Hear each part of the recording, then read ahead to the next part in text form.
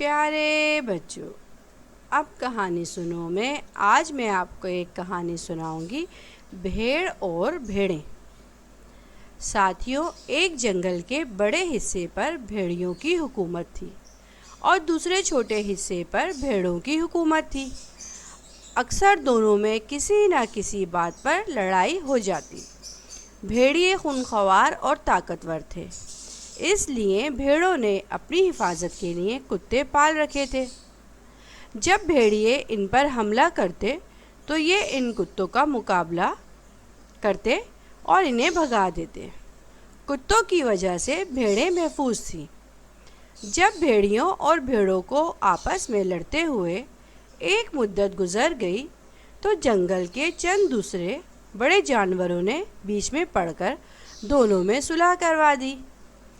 طے پایا کہ دونوں طرف سے ایسی ضمانت قائم کی جائے۔ بھیڑیوں نے تجویز پیش کی کہ وہ اپنی جان سے زیادہ عزیز بچے ضمانت کے طور پر بھیڑیوں کے سپرد کر دیں گے اور بھیڑیں اپنے اعتماد میں کتے ہمارے حوالے کر دیں گے۔ یہ بات بھیڑیوں کو پسند آ گئی اور معاہدہ طے پا گیا۔ بھیڑوں نے اپنے کتے بھیڑیوں کو دے دیے اور بھیڑیوں نے اپنے بچے بھیڑوں کے حوالے کر دیے۔ ابھی تو تھوڑی ہی دیر گزری تھی کہ بھیڑیوں کے بچوں نے اپنی ماؤں کو یاد کر کر کے رونا، چیخنا، چلانا شروع کر دیا۔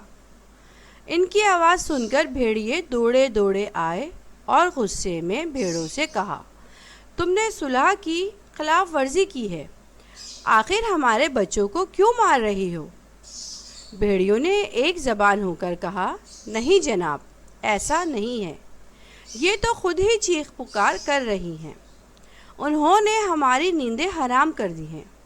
بھیڑیوں نے چیخ کے جواب دیا، یہ کیسے ہو سکتا ہے؟ یہ تو جب ہی چیخیں گے جب انہیں تکلیف پہنچے گی۔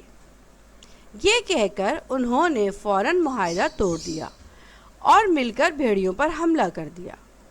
ان کے پاس کتے بھی نہیں تھے جو ان کی حفاظت کرتے۔ ذرا سی دیر میں بھیڑیے ساری بھیڑوں کو مار کر کھا گئے۔